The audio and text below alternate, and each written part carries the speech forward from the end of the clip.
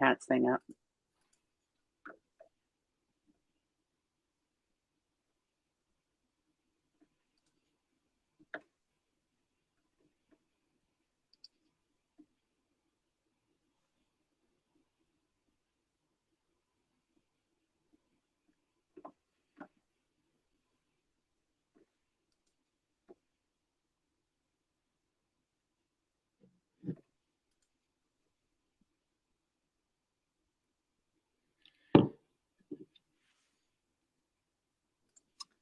All right, it's that time. Welcome everyone to the Nonprofit Coffee Talk. I am Libby V, so excited that you're here with us today. And I'm super excited to have Airielle Dotson with us from Core Legacy. Airielle, along with a couple other people, co-founded Core Legacy, and we're excited to have a conversation about the journey of a founder, of a nonprofit founder. So I know you'll find this session to be incredibly helpful, reassuring, interesting, and so we'll get started in just a minute. Um, I said before, I'm Libby V. I'm a nonprofit champion and have my own consulting firm through visioning and theory of change work, leadership coaching, fundraising support, and organizational board development. Our nonprofit leader clients successfully raise more money and have more impact. But not all nonprofits can afford to hire a consultant. So I created with Airielle the Nonprofit Coffee Talk as a way to provide great content and helpful information to as many nonprofit people as we can. We hope you find the session today and any of the rest of them that you tune into helpful and useful. And we'd love it if you'd make a suggestion for a topic or a guest that you'd like to see us have on. So, with that, I would love to let Airielle introduce herself.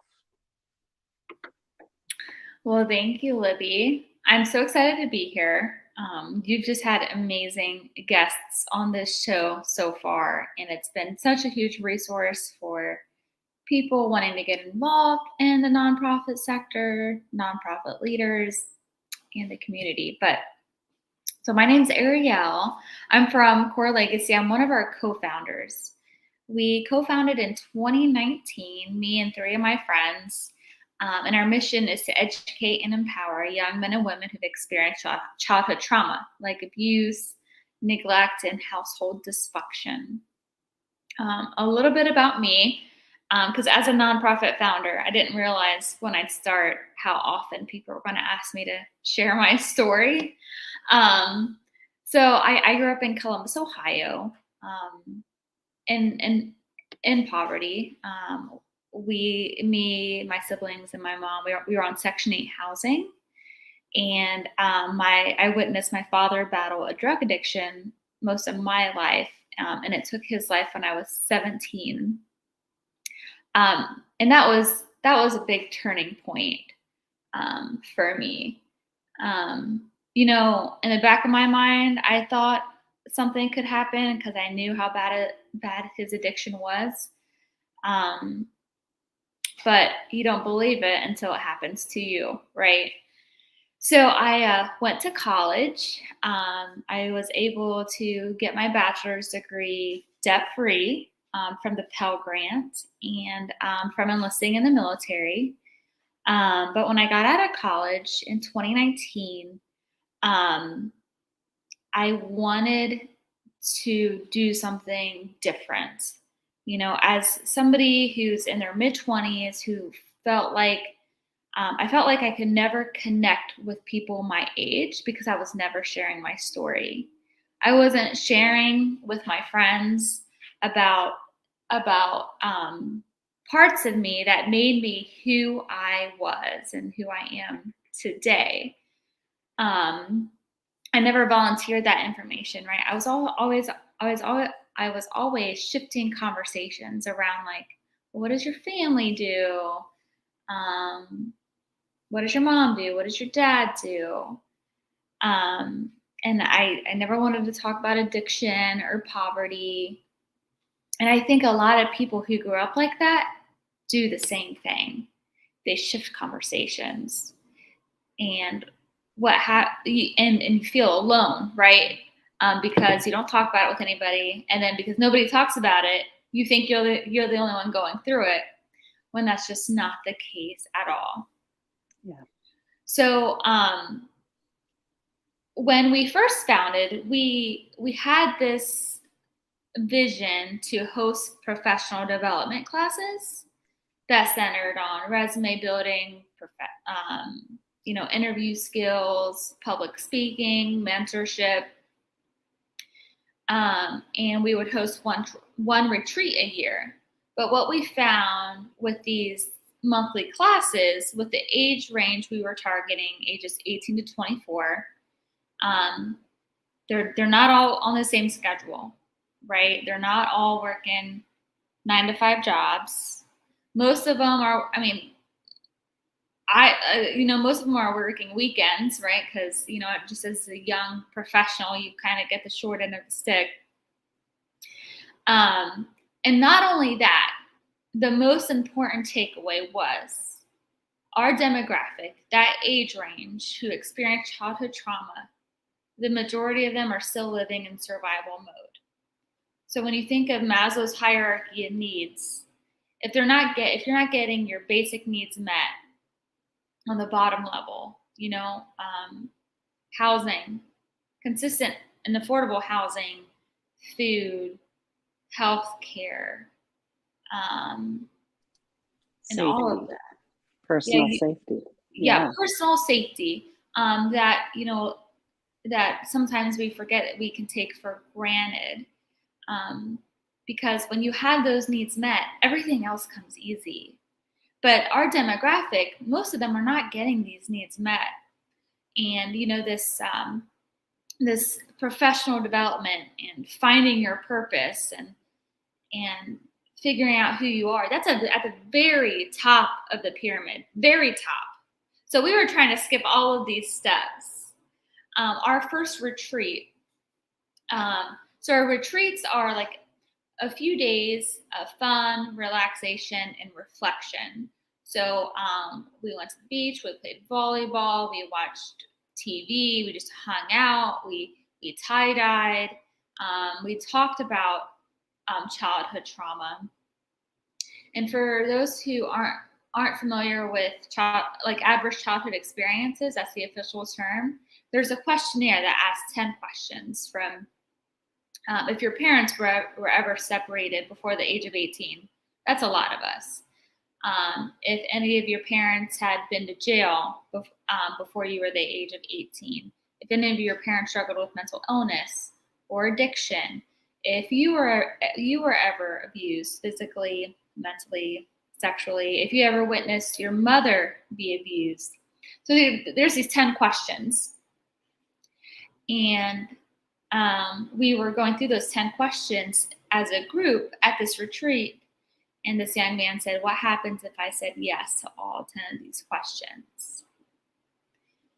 And the study that was done with this questionnaire is if you answer yes to 4 or more of the questions, you're so many more times likely to develop chronic health issues, depression, obesity.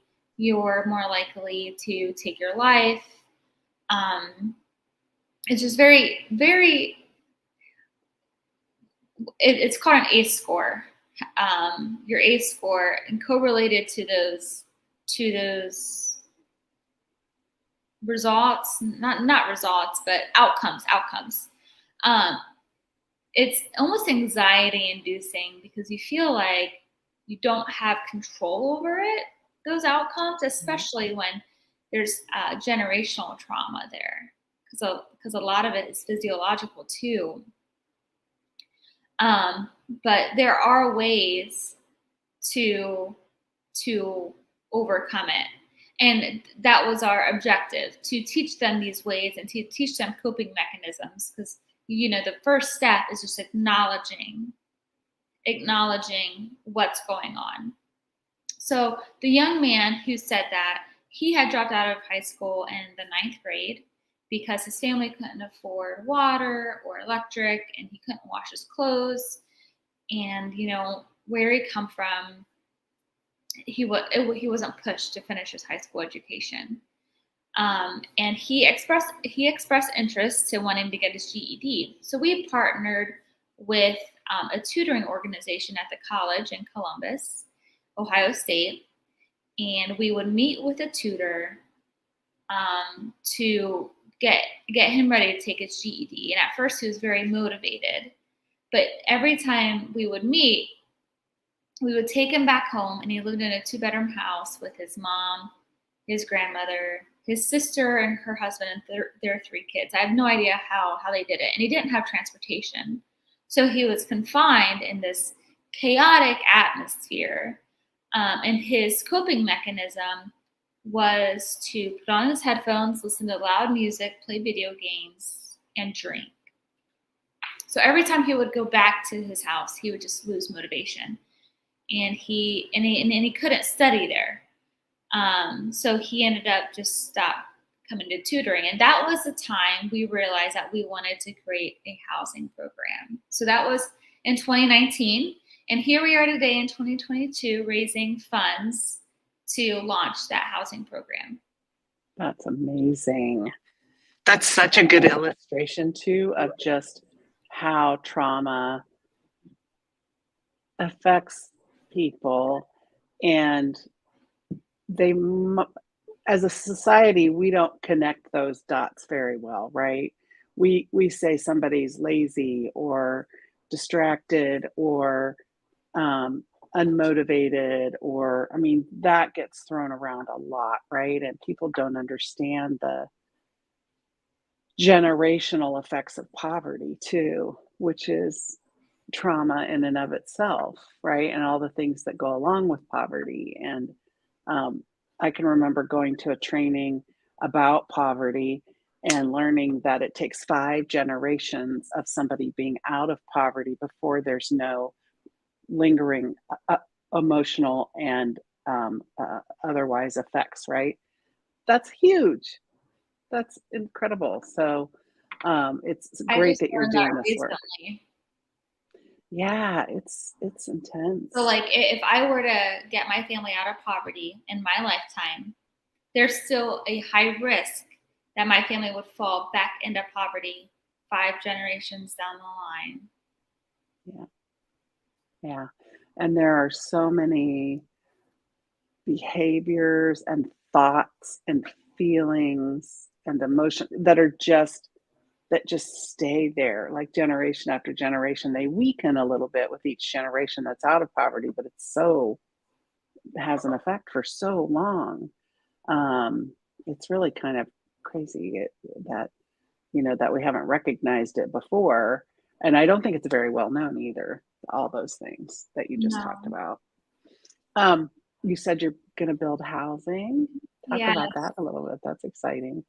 Yeah, so right now we're in the very beginning stages. I think end goal, we want to create our own space, whether that be build or renovate.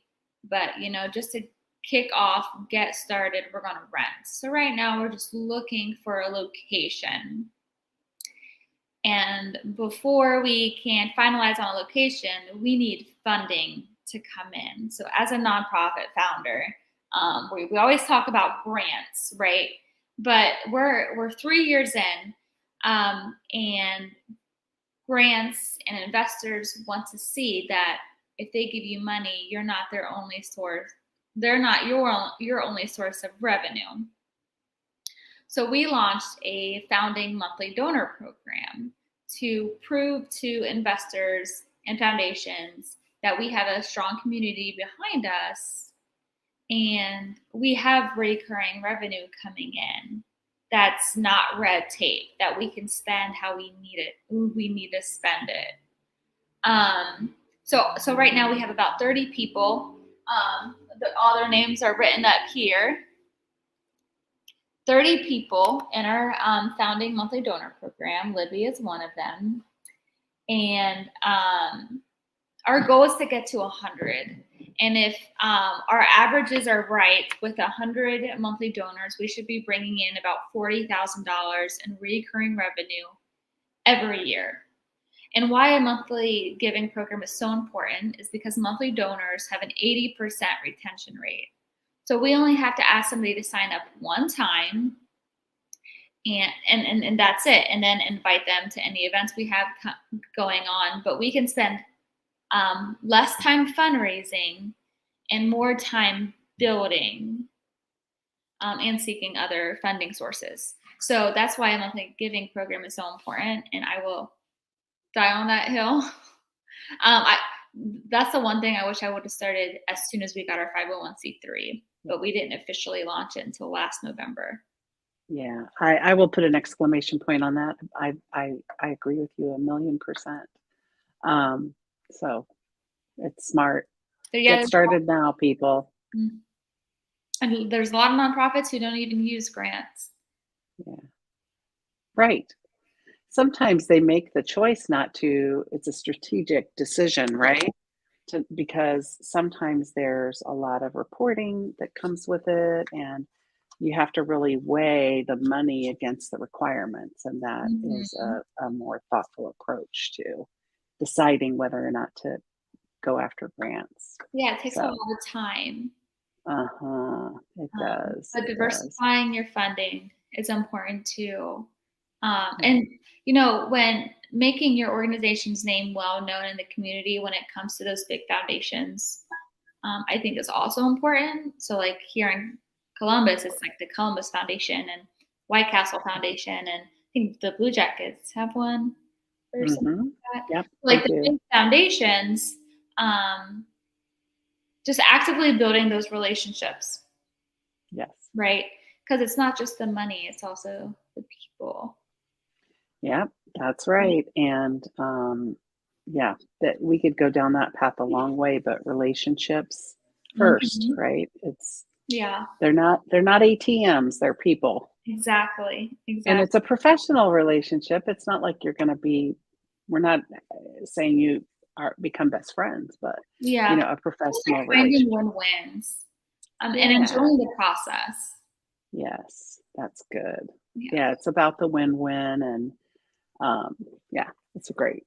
So what have been your biggest challenges? And you can speak about your own Mhm. and maybe those of your co-founders if you're aware of them without mentioning names, if Yeah. but what are the biggest challenges, and maybe what's been your biggest win? I know the monthly giving has been a huge win for you. Mhm. What else? The number one thing for founders is burnout. Because most of us have full-time jobs. And because of the demographic we support, most of us are also dealing with the effects of our own childhood trauma and trying to learn from it and grow from it. So when it comes to leading our organization and our board, giving grace where needed has been huge for us. Um,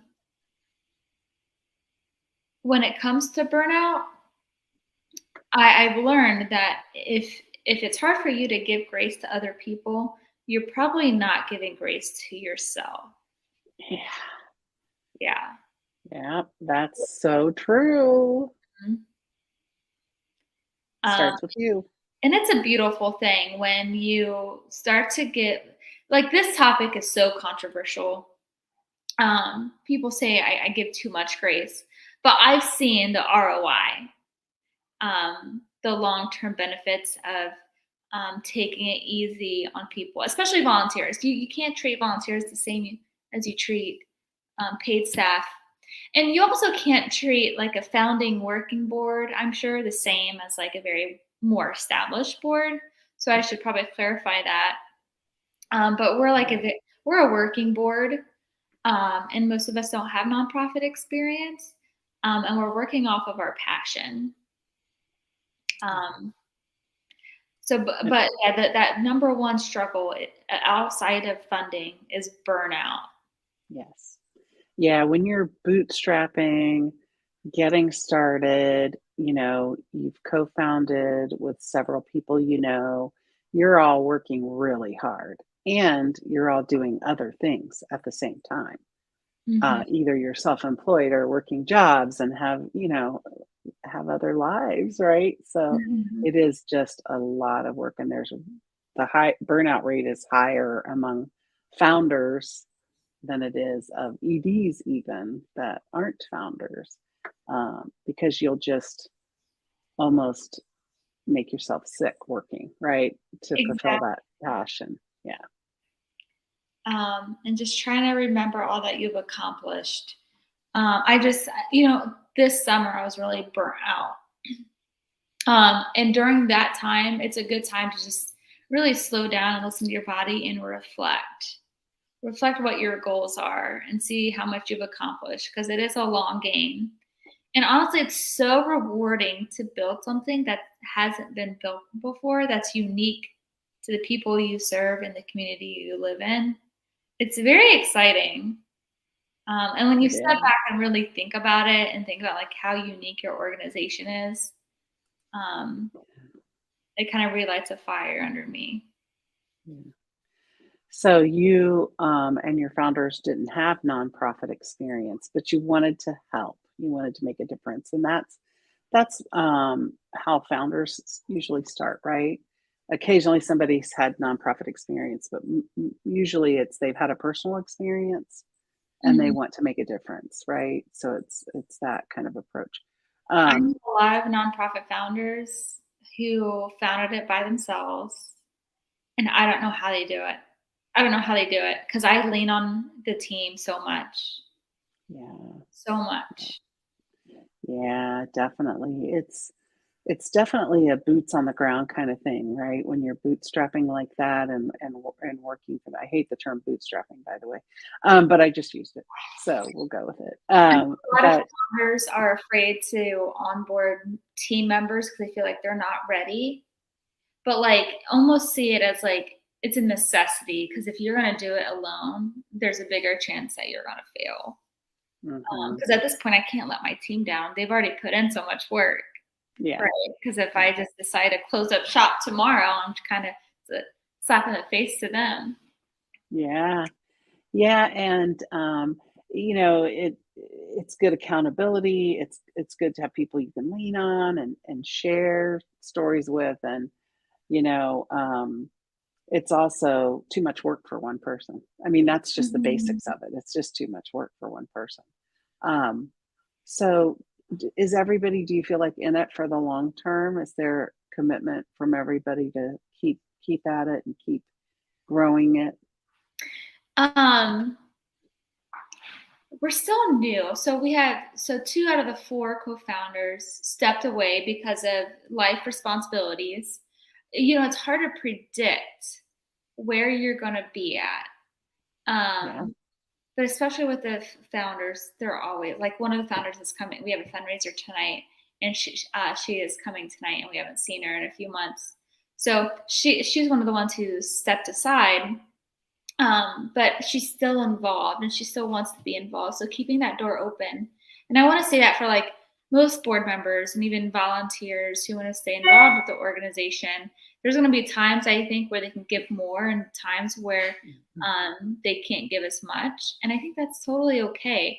Diversifying your team, right? Because of Mhm. that, I want to think if they feel that connected to the mission, they're in it for the long haul. Yeah, And it's going to look different at different phases of their yeah, lives. yeah. And I think you have a fundraiser tonight, don't you? So Mhm. I'd love for you to talk a little bit about that and the purpose of it, and because I think that's really important. Usually nonprofits do fundraisers just to raise money. That's it. Mhm. Just that's what they're focused on. I would say a good chunk of the time, but um, and definitely you're doing that this evening. But I think there's a different approach that you take. Can you talk about it? Yes. So two of our core values are community and equity and inclusion. Um, and whenever we make decisions, I always come back to that, like intent versus impact, right? When you build a very strong community, you can lean on that community when times are tough. I'm always going to go back to that. Um, but when I was in the middle of burnout this summer, I learned that I wasn't having fun And I'm like, it's because I haven't been hanging out with the people who have been supporting me this whole time. Like they just help light me up. So I decided I can start hosting monthly events for low cost, to help build that community, right? And to bring all of my friends, like my supporters are my friends, to bring all of my friends together in one spot and just hang out. And I can also double it as pitching our monthly giving program at the end of every event. So people call that an activation event. So these small ticket fundraisers we're hosting are really activation events for the monthly giving program. And we don't have any requirements to be in the monthly giving program aside from donating monthly. So you can give whatever dollar amount you're comfortable donating. Because why? Equity and inclusion. We don't want somebody to feel like their donation doesn't matter when it does. Not just their donation, but when we tell funders how many people are in the program, how many people in our community are backing us. That number counts too. So tonight we partnered with a small business owner who's a friend named Jamie Pham. She's a private chef, and she is designing these hocus pocus charcuterie boards. And then she's also a One Hope wine distributor, so she's doing a complimentary wine tasting with us too. So we sold out the tickets. We sold 25 tickets. And at first we weren't going to sell kids tickets, right? But I had a single mom reach out to me and ask if there were kids tickets. And my first instinct was no, because legality issues, it's just more work. It's the environment's not going to be the same. And then what was I thinking back to? The equity and inclusion. Because who normally is stuck with the kids? The single parent. You know the answer to that. More than likely the mom. I know there's shout out to those single dads out there. Either way, if they're a single parent who feels connected to the mission, they may be struggling. And I don't want barriers. I don't want there to be barriers for them to be involved if they want to be involved. So we added a kids ticket for $10. Because why? Kids are just as important to building that community. And getting kids in that room and they can hear about the mission, it's just as important. So I'm really excited for it. And we sold out the events. The distributor was afraid we wouldn't have enough wine. Jamie was afraid we wouldn't have enough wine. We will, if any of you are watching, there will be enough wine. I love it. Good problem to have. It is a good problem to have. And I love that approach. It's great. It's like building community. That is, I think, the number one best strategy for building your organization, building supporters, getting board members, and other volunteers. Love it. I think that is truly what it's about, right? Is sort of knowing, who your community could be and really being deliberate about pulling them together and building that sense of community. That's wonderful. Well, good luck tonight. I wish I could be there, but I know. So we're going to do a next candle and wine pour next month, and we're partnering with another small business owner who makes all natural candles. So that's going to be next month, and I'm just excited for that because I love her candles. One, that's wonderful. Two, it'll just be a very fun event. Nice. I'm so happy for you. So, we're about to wrap up. Any last kind of things you'd like to share with people about being a co-founder or being a founder or nonprofit leadership and management, anything at all? Just don't wait. Don't wait to bring on that team member. Don't wait to file your 501c3. There's so many people out here doing programming and operations without a 501c3. Oh, and don't pay for things out of your own pocket because it'll be hard to break that habit. As soon Yeah. as you get your 501c3, get a bank account. Yeah. I've paid for a few things out of pocket, not anything like Yeah. noteworthy. So it's like it is what it is, but do not get in the habit of it because it'll add up fast. Really fast. Don't wait. Bring on that team member because you guys Mm-hmm. can lean on each other and you can accomplish at least double the amount of work. Not double, but one more than you. Is it double? And follow Yeah. that 501c3 and And give your self-care. self-care and give your teammates grace. Yeah. And if they're not motivated, find ways to be more involved as a community because we're so invested in this individualistic culture. I have all these fruit flies flying around to a collectivist culture. So like don't make all of your conversations work related. Like learn about their kids, learn about their struggles, learn about their life. Because that's like building that foundation. Yes, that's great. Thank you so much for being on, Airielle. You've been so instrumental in helping to get Nonprofit Coffee Talk started. Honestly, I give you all the credit in the world because, I was like, okay, I'm going to get started. Okay, I'm almost ready. And you were like, just do it. And I love that about you. So thank you so much. And you do so much to help support Nonprofit Coffee Talk too, creating graphics and doing communication. It's wonderful. I really appreciate you so much. So thank you. We'll see everybody next week at 11:30 a.m. Eastern Time for our next great guest. We have lots of great guests coming up. So tune in next week. Thank you.